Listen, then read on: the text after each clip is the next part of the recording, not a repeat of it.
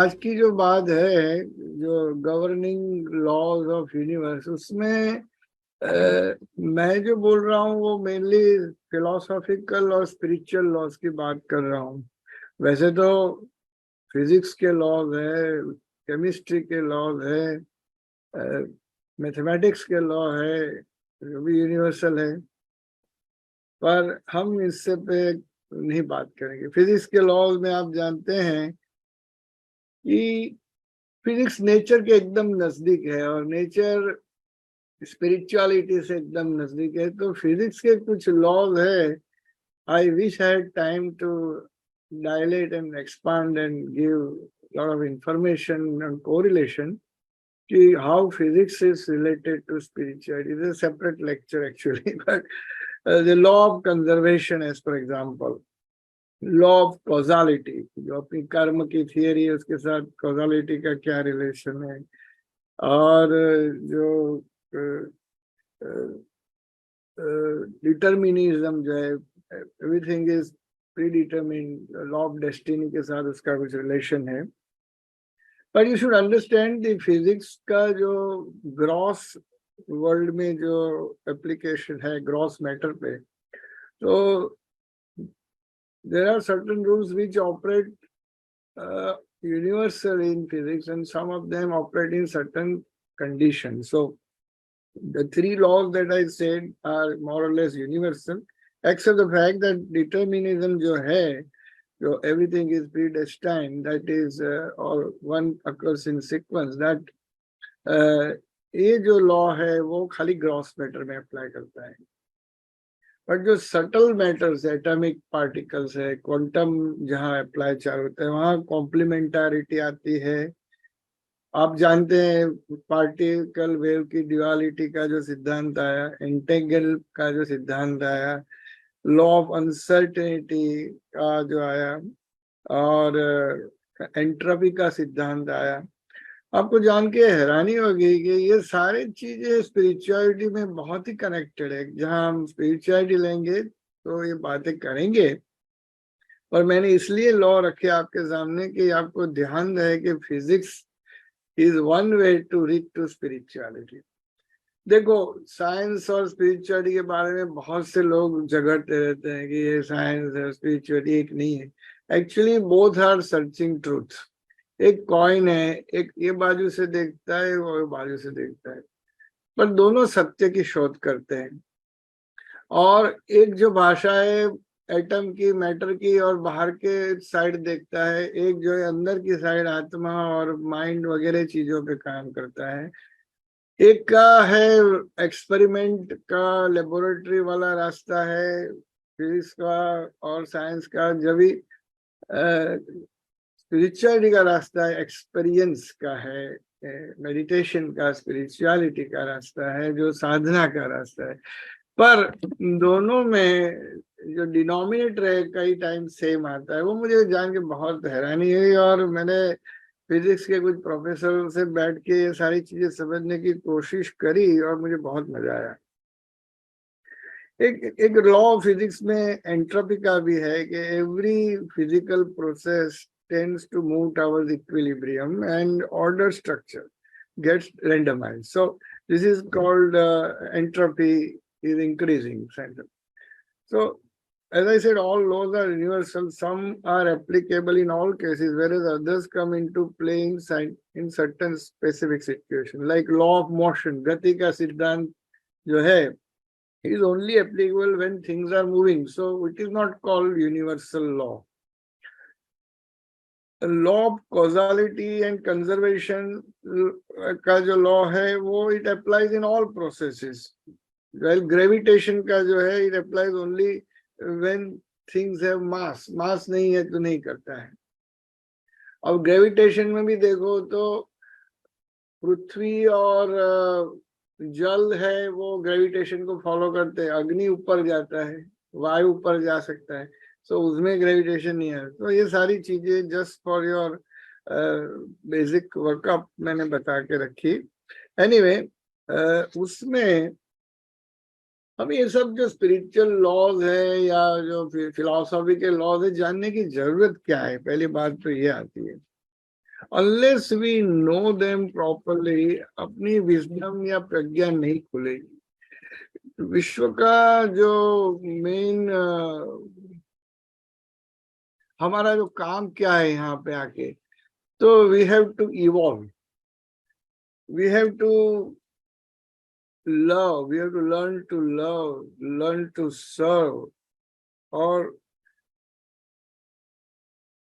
Love, service, evolution, और साथ पूरी लाइफ हम कैसे बेस्ट एंजॉय करें, ब्लिसफुल रहे, पीसफुल रहे, वो हमारा संकल्प। और इसमें अगर हम लॉज नहीं जानते, जैसे ट्रैफिक का रूल मैं नहीं जानूंगा और इधर उधर कहीं भटकूंगा तो मुझे दंड मिलेगा, कोई इधर जेल में भी डाल सकता है, वैसे ये जो लॉज है, स्पिरिचुअल लॉज है, वो अगर मैं नहीं जानता हूँ तो मुझे काफी जगह पे दिक्कत आएगी। तो मुझे ये जानना बहुत जरूरी पड़ता है। ठीक है, अभी बात आती है कि वो कैसे उसको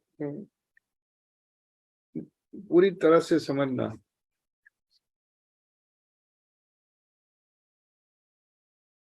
लाइफ का जो पर्सपेक्टिव है वो क्या है कि लाइफ एक एक्टिव प्रोसेस ऑफ लर्निंग है। ठीक है, और यूनिवर्स हमको टीच करता है, और every experience that we have is like in our academic year, and the mother earth, planet earth is the spiritual school। ठीक है, तो the human purpose of human experience, as I said, is to evolve, develop our own consciousness, to be filled with wisdom, love, etc.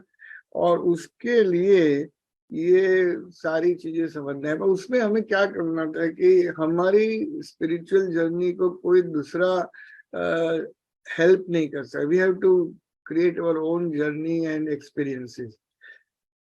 But यहाँ दूसरे की जरूरत क्यों पड़ती है? इंटरेक्शन के लिए है।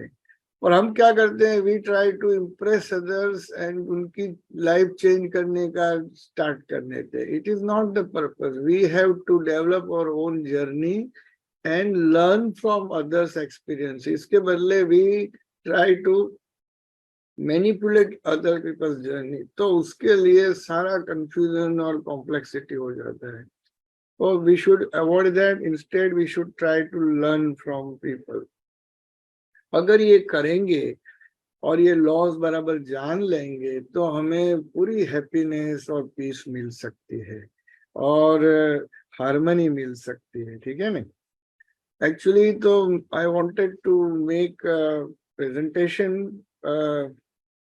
पर मुझे समय की कमी नहीं, मैं इंग्लैंड से अभी ही आया और फिर थोड़ा काम में व्यस्त था, इसलिए I would need your patient, careful hearing. Okay, so let us embark on the journey of learning spiritual laws. ये करने से हमें सोलेस मिलेगा, पीस मिलेगी, पूरी व्यवस्था समझ में आ जाएगी। 1+1=2 ही होता है, 22 नहीं होता है, वो क्यों ऐसा है वो समझ में आएगा। तो हमें कहीं इंटरनल कॉन्फ्लिक्ट्स नहीं होती है। Let us learn the basic 5 rules. Actually, there are 12 important rules and some more ramifications, but we will make it simpler. और अगर चांस टाइम का मिला तो रिलीजन का उसके क्या रिलेशन है, why religion have come into force, उसकी भी बात थोड़ी कर लेंगे। फर्स्ट लॉ है, उसको लॉ ऑफ कनेक्टेडनेस कहते हैं, इंटरकनेक्टेडनेस। लियोनार्डो विंसी ने उस जमाने में एक स्टेटमेंट दिया था कि everything is connected to everything else. Everything is connected to everything else, you have to develop an eye to see. विश्व में हर एक चीज दूसरी चीज से जुड़ी है, आपको दृष्टि डेवलप करने की जरूरत है। every choice, your every word, your every desire and every belief will also have an impact on the whole world apart from your own self. All people around you and life as a whole. इसको बहुत अच्छी तरह से समझाया जा सकता है और ये इफेक्ट तुरंत भी हो सकती है, लेट भी हो सकती है। इसके पहले फिजिक्स का एक प्रिंसिपल समझाया जाए, मैक्स प्रिंसिपल कहते हैं, MACH। विश्व की अणु की व्यवस्था ऐसी है कि मैं यहाँ एक एटम को, अणु को डिस्टर्ब करता हूँ तो सारे विश्व की एटॉमिक स्ट्रक्चर को कहीं ना कहीं माइक्रो, नैनो या मदर डिनोमिनेशन में इफेक्ट होती है। तो everything is connected to everything else. Einstein ने उसके बारे में spooky action at a distance word use किया था, उसका बड़ा पेपर उस जमाने में प्रसिद्ध हुआ था। जो रिलीजन का नॉन वायलेंस का प्रिंसिपल कहाँ से आया? यहाँ से आया। मैं अगर विश्व के एक जीव को यहाँ मन से, वाणी से या कार्य से डिस्टर्ब करता हूँ, पेन देता हूँ, हिंसा करता हूँ, वायलेंस करता हूँ, तो सारे विश्व के प्राणियों की संज्ञा को कहीं न कहीं थोड़ी बहुत असर होगी और होगी। सो कनेक्टेडनेस का one of the most important implication is non violence. तो रिलीजन जो है उसका फंडामेंटल प्रिंसिपल अहिंसा है। उसको एक दृष्टि से करुणा शब्द से भी देखा जा सकता है। जो बुद्ध की करुणा है वो महावीर की अहिंसा है, वो जीसस क्राइस्ट का दिव्य प्रेम है, वो एक ही चीज है। सारे जीवों पे हमें करुणा रखनी है, किसी को मन से, वचन से, कर्म से हिंसा नहीं करनी है और सभी से प्यार जताना है। Love is the driving force of the universe, that we should understand. It is the love that binds and connects each of us. और जब जब जहां किसी को वायलेंस का विचार आया और ऐसा वर्ड्स यूज किया, एक्शन की, तो विश्व को बहुत नुकसान पहुंचा। इसलिए आज विश्व में सबसे ज्यादा गड़बड़े हो रही है बिकॉज ऑफ द वायलेंस। इसको आप अर्थक्वेक कह सकते हो, सुनामी कह सकते हो, या हीट इफेक्ट कह सकते हो, कुछ भी हो। स्पिरिचुअल एंगल से अगर देखा जाए तो उसका कारण ये इंटरकनेक्टेड का प्रिंसिपल हम भूल गए हैं, वो है। अच्छा, हमारे पर कैसे अपने सेल्स में असर होता है? आप जानते हैं कि हमारे शरीर में देयर आर 50 ट्रिलियन सेल्स और हर एक कोश के अंदर 1.5 माइक्रोवोल्ट की एनर्जी पैदा होती है। इतना एनर्जी करंट है। तो सारे शरीर के 50 ट्रिलियन कोश को मिला के कितना भारी एनर्जी का पुंज हम सब लोग हैं। हर एक मनुष्य एनर्जी का बड़ा स्रोत है। आगे देखेंगे कि सारा विश्व एनर्जी पे चलता है। तो ये जो सारे सेल्स है उसमें से अगर ब्रेन में से मुझे ऐसा विचार आया कि मुझे अलग अलग समय पे मुझे दया का विचार आया, कभी हिंसा का आया, कभी ईर्ष्या का आया, कभी प्यार का आया, तो मेरे सारे शरीर की व्यवस्था में 50 ट्रिलियन सेल की जो एनर्जी मैकेनिज्म है उसके अंदर बराबर का चेंजेस हो जाएगा। क्रोध आया तो सारे शरीर के अंदर क्रोध फैलेगा, इम्यूनिटी बिगड़ेगी, मेरा पल्स फास्ट होगा, ब्लड प्रेशर बढ़ेगा, सांस फूलने लगेगी, मेरी आंखी की पिupils डायरेक्ट होने लगी। वो सारी जो समस्या है वो क्रोध के एक विचार के साथ मेरे शरीर में भी असर होगी, सामने वाले के ऊपर होगी और सारे विश्व की व्यवस्था में होगी। This is what we should understand is the principle of interconnectedness. और इसको the law of divine oneness भी कह सकते हैं, और उसको आप कैसे भी बहुत तरह से समझा सकते हो। सो there's a first law, we are all one, we are all connected. Everything we do, say, think or believe affects others and the universe which is around us. So that is the most important thing which you should do. Then we come to the second law, the law of attraction. I'm sure most of you know, हम लोग, आप सबने देखा होगा picture secret, रोंडा का जो उसका book भी है, the secret. The second law is like attracts like. So lesson here is that if we have positive, proactive and loving thoughts, positive, proactive, loving, creative thoughts, then it attracts more of the same into our life. But most of the time, for some inbuilt reason, we people are always either in fear of future or guilt or some painful experience of the past. So depression, anxiety के जो thought है, उसकी वजह से हम जो attract करते हैं वो भी ऐसा ही attract करने लगे. उसके बदले हम present moment में रह के, if we remain in the present moment and attract only positive things, then the whole universe for myself will change, yourself will change. We create our own universe with our own thoughts. Okay, my universe is different, your universe is different, and we can actually design our own universe with our own thoughts, positivity, etc. एक एक जो मैंने अभी बताया, जो 50 trillion cell मिलके अगर positive thought करना शुरू करे और अट्रैक्ट पॉजिटिव करना शुरू करे तो क्या होता है, समझाओ. विश्व में एक अमूर्त द्रव्य है. जो विचार आप करते हैं, आप मानते हैं कि चलो भाई ये तो एब्स्ट्रैक्ट है, मैंने सोचा, उससे क्या फर्क पड़ता है. नहीं. अभी जैसे मैंने बताया कि आपके एक एक थॉट आपके शरीर के सारे कोशों को इफेक्ट करता है, पर विश्व के अंदर जाके वो इम्प्रिंट हो जाता है.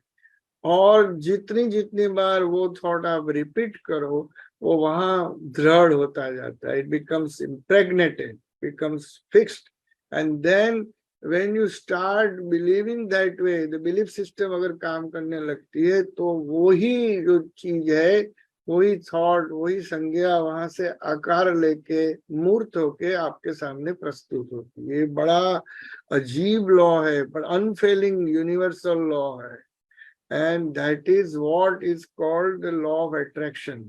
मैं एक मेरा एग्जांपल दूं. अनजाने में 15 साल की उम्र में मुझे एकदम से इंट्यूशन हुई कि मुझे न्यूरोलॉजिस्ट बनना चाहिए.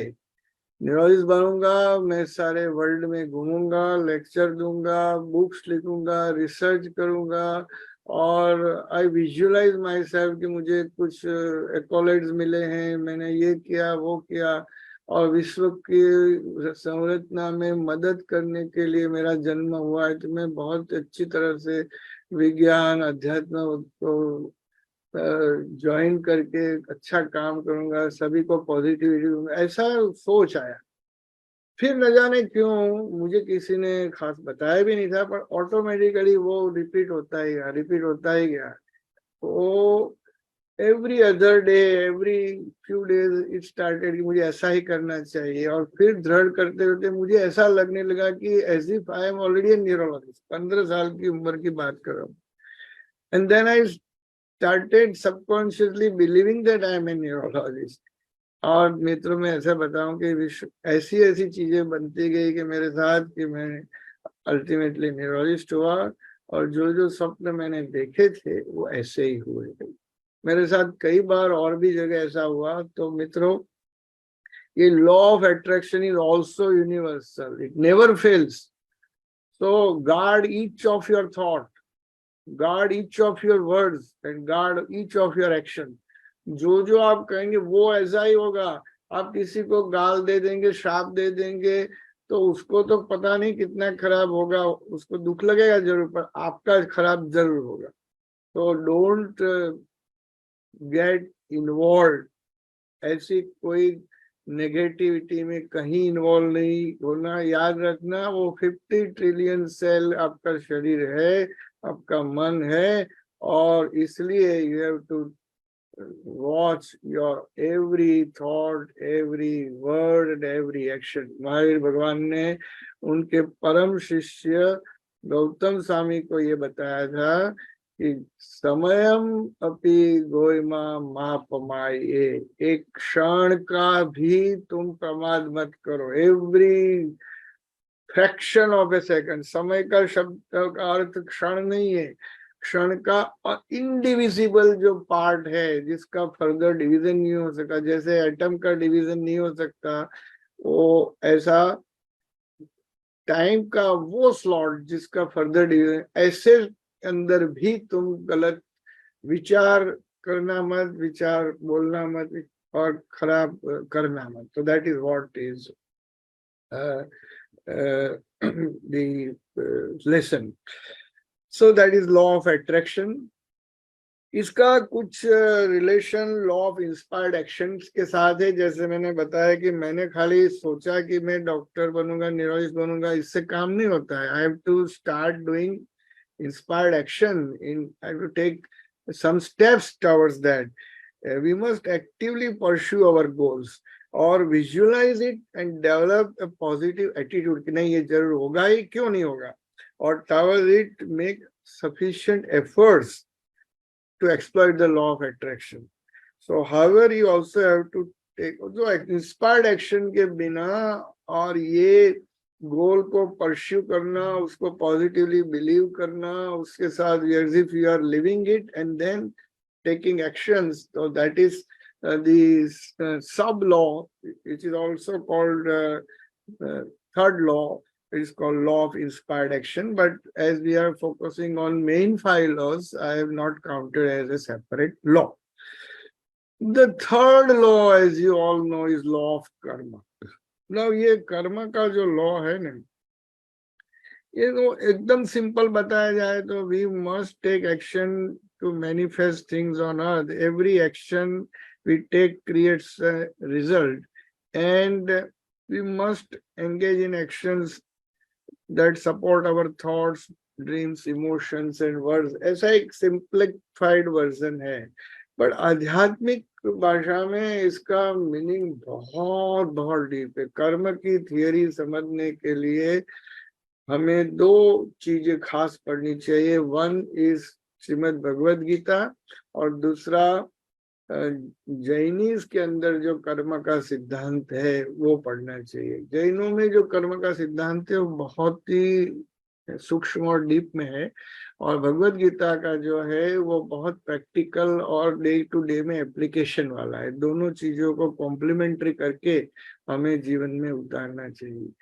तो भगवान श्री कृष्ण ने बोला कि भाई तेरा अधिकार कर्म में है, कर्मण्येवाधिकारस्ते मां फलेषु कदाचन मां कर्म फल हेतुर्भुर् मां ते संगोस्त्व कर्मणि।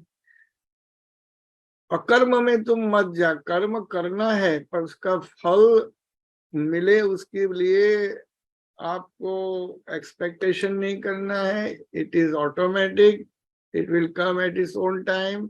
You don't have to do karma because you will get some kind of fruit. उससे लेके ये सिद्धांत पे ये जो सूत्र है, श्लोक है, उसके ऊपर इतनी किताबें लिखी गई है और लिखी जा सकती है कि इसका डेप्थ बहुत है, आप समझ सके उससे ज्यादा है। कर्म में आपका अधिकार है, एक माते संगोस्त कर्म, कर्म के फल में तुम अधिकार नहीं है। पर इसका मतलब ये नहीं कि आपको अकर्म करना है, कर्म करते जाओ, उसका फल समर्पित करो ईश्वर को, और कोई भी कामना किए बिना कर्म करो। ये एक बहुत ही प्रैक्टिकल और भगवान ने बताया हुआ एक अच्छा रास्ता है। वो ऐसा कहना चाहते हैं कि सारी चीजों में कर्म योग श्रेष्ठ है, और उसके लिए गीता जी में काफी बहुत विवरण किया गया है। अब दूसरी जो बात है जिसमें कर्म का सिद्धांत जो है वो ऑफर क्यों है, वो बात फिजिक्स में भी है कि भाई एवरी एक्शन है रिएक्शन। गति के नियम में भी लिखा है आघात प्रत्याघात इक्वल है, अपोजिट है। और जो जो कर्म किया जाए उसके साथ आपका कितना भाव है, उसके हिसाब से भी कर्म का फल मिलता है। मैं आपको समझाऊं। स्पिरिचुअल लॉज में एक चीज ये है कि हम जानते हैं कि we exist as our body, mind and spirit, और हमारा जो दुखों का कारण है वो बाहर के लोग या बाहर की समस्याएं या परिस्थिति नहीं है, हमारा खुद का अज्ञान, अविद्या, मोह है। और मोह में से राग और द्वेष का जन्म होता है। राग मीन्स अटैचमेंट, द्वेष इज एवर्जन। और राग और द्वेष में से क्रोध, दैट इज एंगर, मान इज योर अभिमान, ईगो, लोभ इज योर ग्रीड, एंड माया इज डिसीट। टू लोभ और माया दोनों साथ जाते हैं, क्रोध और मान दोनों साथ जाते हैं। तो ये चार की वजह से हम दुखी हैं। तो ये दुखों का निवारण करने के लिए हमें मेडिटेशन करके, स्वाध्याय करके, धर्म ध्यान करके इसका कारण, हमारे अंदर दुख का कारण क्या है, ढूंढना है और उसको निकालना है। उसमें हमें एक चीज जाननी चाहिए कि मुझे फिजिकल वर्ल्ड में से कोई चीज लेनी है, जैसे मुझे कार खरीदनी है या फ्रिज खरीदना है, तो either I have to deposit some money, या तो गोल्ड दूं या कुछ और कुछ दूं, तो उसके सामने मुझे एक्सचेंज में मिलेगा। ठीक है ना? So in physical world if I want to get something, I have to do exchange of something. Spiritual world जो क्वांटम वर्ल्ड है उसमें कोई एक्सचेंज नहीं होता है। If I want happiness, I have to give happiness only. If I have to get love, I have to give love only. If I give peace, then I will get peace only. So मैं जो दूंगा वही मिलेगा, उसमें कोई piece के बदले मुझे पैसा मिलो या हैप्पीनेस के बदले मुझे ये मिलो, ऐसा नहीं हो सकता है। So there is no exchange in spiritual world. So याद रखो कि आपको अगर सुख और शांति चाहिए तो वो दूसरों को देना शुरू करो, आज से डबल कर दो। That is number 1 law. Quantum spiritual loss कहते हैं इसको। दूसरा लॉ है कि इट इज नॉट नेसेसरी कि मैंने रंजन भाई को या संदीप जोत को प्यार दिया तो प्यार मुझे वहां से मिलेगा। हो सकता है कि ये तो सर्कल ऑफ लाइफ है, व्हील है, मैं यहाँ प्यार जमा करूं तो मुझे प्यार कोई और कॉर्नर में से मिल सकता है। So it is not necessary that I will get from the same person, same place. I will get it but from the different corner. And third is, if I give 10 quanta of love, I might get 100 quanta of love. So it is in multiplication. It depends मेरे कितनी intensity से, मैं कितना भाव से मैंने प्यार या क्रोध या ईर्ष्या और सम्मान या शांति दी, उस हिसाब से मुझे इतना मल्टीप्लिकेशन मिलता है। So friends, law of Karma में ये सारी चीजें गिनी जाती है। आपने कौन से इंटेंशन से, मन से, वचन से, कर्म से क्या क्या किया और उसका क्या परिणाम आपको भुगतना है। परिणाम 100% भुगतना पड़ता है। किसी तीर्थंकर को, बुद्ध को, जीसस को, राम को, कृष्ण में को भी उसमें कोई प्रकार की छूट नहीं मिलती, हर एक जीव को लेना ही पड़ता है। Then if everything is because of our कर्म, आज मुझे जो भी मिलता है मेरा कर्म का ही है, तो मेरा फ्री विल क्या? मुझे कुछ आज करना है तो how can I change my thing?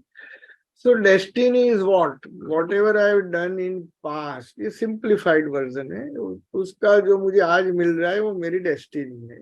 Pre determine कर्म की वजह से जब जब वो कर्म समय के हिसाब से, क्षेत्र के हिसाब से, काल के हिसाब से, भाव के हिसाब से जब वो परिपक्व होता है तो मुझे उसका फल देके जाता है। कोई कर्म का आज फल मिलता है, कोई कर्म का लेट लाइफ में मिलता है, कोई दूसरे लाइफ में मिल सकता है, पता नहीं। पर ये जो है पूर्व जो कर्म की वजह से मिलता है, डेस्टिनी है। और इसमें nobody gets one single farthing more, one single penny more than its destiny, and nobody gets before time. Everything is on time and as per the decided quantity, or in terms of money or happiness or whatever way you want to say. और अभी हम जो कर्म करते हैं वो free will की वजह से है, उसका जो परिपक्व होगा नेक्स्ट उसका फल मिलेगा, वो नेक्स्ट डेस्टिनी बन के आ सकती है। देन वी टॉक अबाउट, ऐसे कर्म की थियोरी में तो बहुत से कुछ कर्म हम चेंज नहीं कर सकते, जैसे आयुष्य है अपना, आई कैनॉट चेंज माई आयुष्य, जितना पल घटी सांस मेरी लिखा है उतना ही मुझे आयुष्य मिलेगा, ऐसा सभी शास्त्र कहते हैं। भगवान महावीर को डेथ के टाइम बताया गया कि आप थोड़ी क्षण के लिए आप रुक जाइए, क्योंकि नक्षत्र अच्छा नहीं चल रहा है तो कुछ ऐसा प्रभाव पड़ेगा। तो भगवान ने बोला कि मैं एक समय क्षण का भी छोटे से छोटे भाग तक मैं नहीं बढ़ा सकता।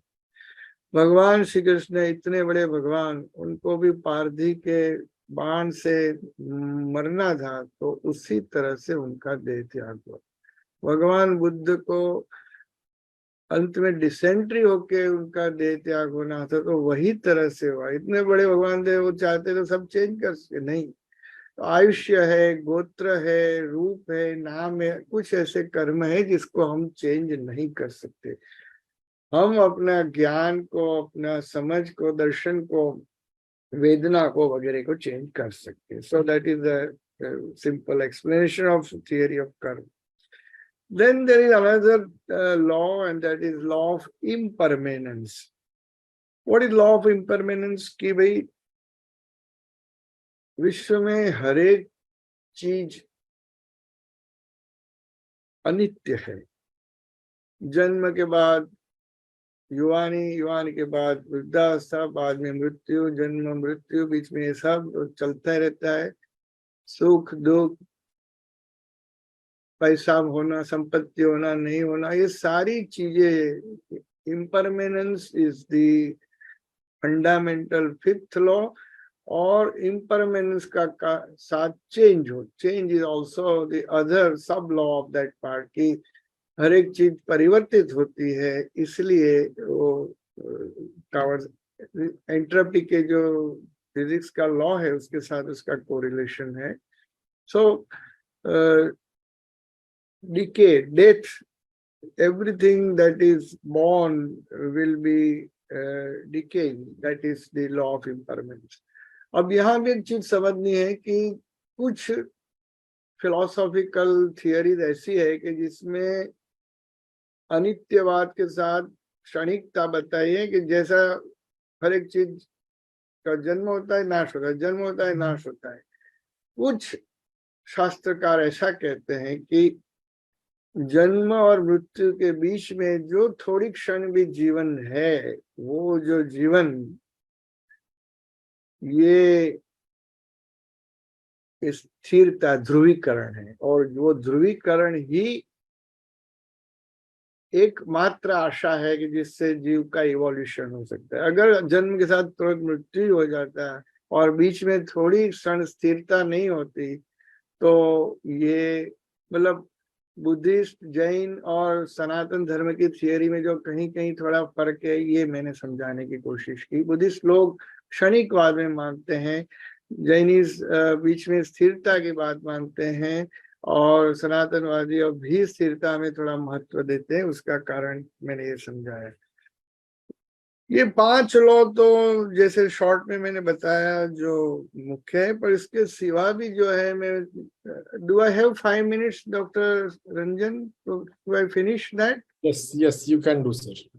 ओके, एक तो मैंने 5 बताए, law of interconnectedness, law of attraction, law of karma, law of destiny, law of impermanence. ठीक है, और साथ में मैंने स्पिरिचुअल क्वांटम लॉज भी बताए। फिर लॉ ऑफ वाइब्रेशन एक word, each particle in universe has is in constant movement and constantly carries energy. Everything has its own specific and frequency. So everybody, even physical thing as well as living things, both have that vibrational energy, and usko हमें we emit energy. जो Max Planck की जो theory है ना, quantum theory, जिसमें every particle emits quanta, इसके साथ उसका कोरिलेशन है। So everything in the universe including thoughts are made of energy. Everything vibrates at a different frequency and we emit a vibration. To materialize something on earth, you must first match the vibration of what you want. That is one. Second thing, कुछ लोगों को हम मिलते हैं तो we get energized, and किसको मिलते हैं तो बिना कारण हम drain हो जाते हैं। वो dissipation of energy का जो law है, unknowingly we transfer energy from one person to another person. This is very interesting and you must read up these all things. So our own frequency or vibration जब change होता है तो body में disease आता है, rhythm change हो जाती है, तो विनाश होता है। इकोनॉमिकल लॉस के पहले आदमी का गति स्थिति चेंज होने लगता है, तो विद्वान लोग जान के समझ जाते हैं। अब मेरा सारे गम पदनी सा बोलने का जो तरीका है, वो भी जब मेरी खराब परिस्थिति आने वाली है उसके पहले मेरा सा बदल जाता है। वो संगीत का जो जानकार ज्ञानी है वो बता सकता है कि सुधीर, तेरा रिदम, तेरा लय, तेरा सुर बदल रहा है, तू साधना कर, otherwise you will fall into lot of problems including economical, physical, शारीरिक, स्वस्थता वगैरह वगैरह. So this is something which you should know. Then there is another law that is called law of correspondence. It is related to first law actually, that patterns repeat throughout the universe. Universe के अंदर सारी चीजें repeat में होती है और cycle सारे के सारे complete होते रहते हैं. Then there is another law, is a law of perpetual transmutation of energy. It states that everything around us is in a constant flux, and you can't see all of these changes because many of them exist at a very subcellular or atomic level, and but they carry on a lot of repolarization.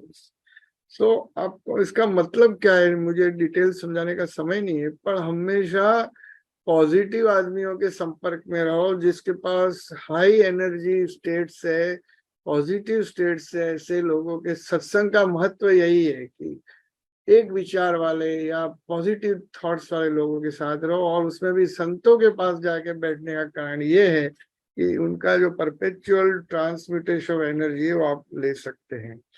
तो law of vibration के साथ उसका कुछ correlation है। फिर law of compensation, you will receive what you put out, and compensation can come in many forms.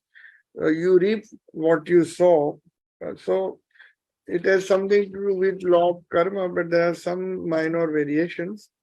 Then there is a law of relativity.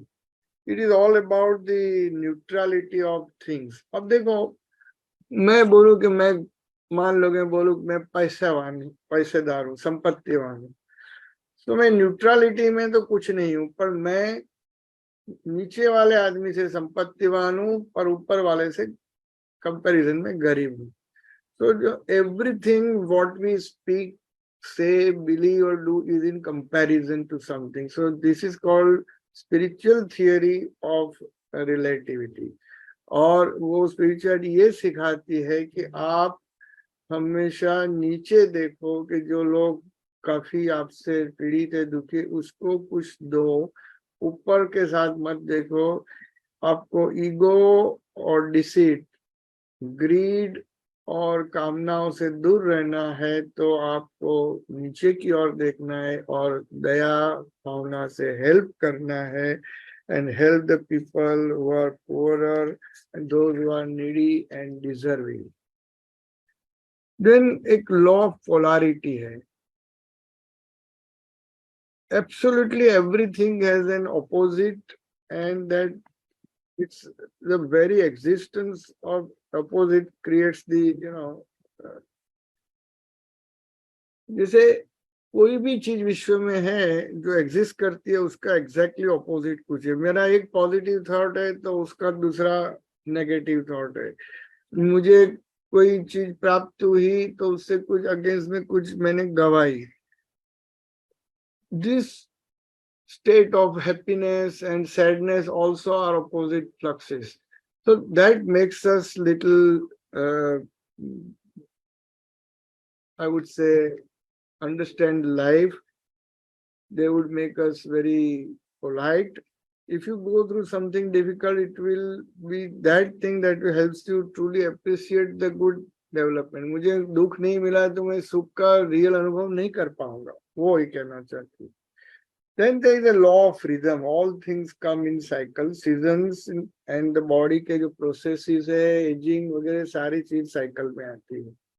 और उसके जो रिदम है, वो रिदम वो कैसे बनाए रखना, उसके लिए कुछ स्पिरिचुअल साधना भी बताई गई है, वो करनी चाहिए। तो एक बार ये लॉज है समझ के इम्प्लीमेंट करने से अपनी जो कंफ्यूजन है लाइफ के बारे में चली जाती है कि ये चीज तो ऐसे ही होगी, ये ऐसा ही है, उसका ये एक्सप्लेनेशन है।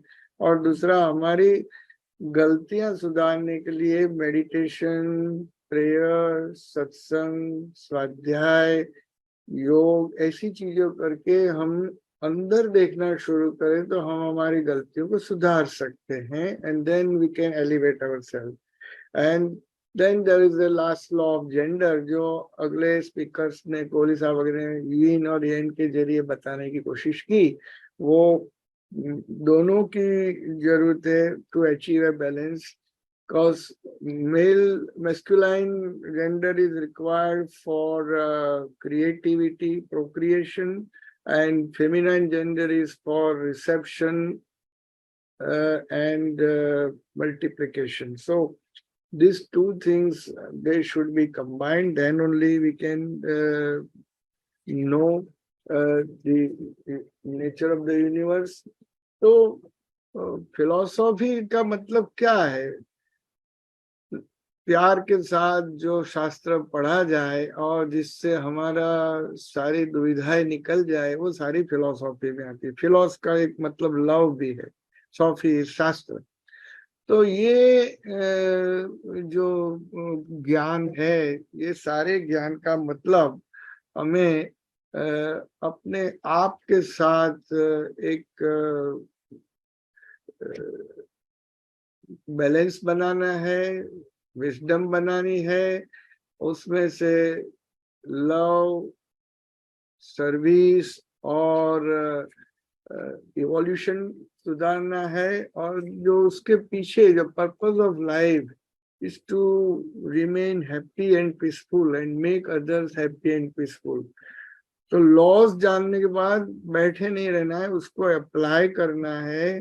किसी की जीवन में टांग गड़ाने के बदले हमें अंदर झांकना है, हमें क्या चाहिए, वो जो चाहिए विश्व से हम मांग सकते हैं। किस तरह से मांगना, अट्रैक्शन का लॉ कैसे अप्लाई करना, एक दूसरे के साथ कनेक्टेडनेस की वजह से नॉन वायलेंस कैसे रखना है, वो सारी चीजें हम कर सकते हैं। तो अहिंसा का भी प्रिंसिपल बताया, कर्म का सिद्धांत बताया, डेस्टिनी का बताया, इम्परमानेंस, हर एक चीज क्षणिक है, इसलिए कोई चीज में गर्व नहीं करना है, ये सारी चीज बदलती जाती है। और बाकी वाइब्रेशन और एनर्जी के लॉस भी थोड़े थोड़े डिस्कस किए। मैं जानता हूँ कि मैंने बहुत ही फास्ट लिया है, पर ये सब्जेक्ट इतना वास्ट है, मेरे पास इतना समय भी नहीं है। I hope I been able to give some guidance, and it will initiate a lot of discussion, dialogue amongst yourself, and we can keep on continuing dialogue in future. I think this was my modest try, and I hope I have done some justice to the subject.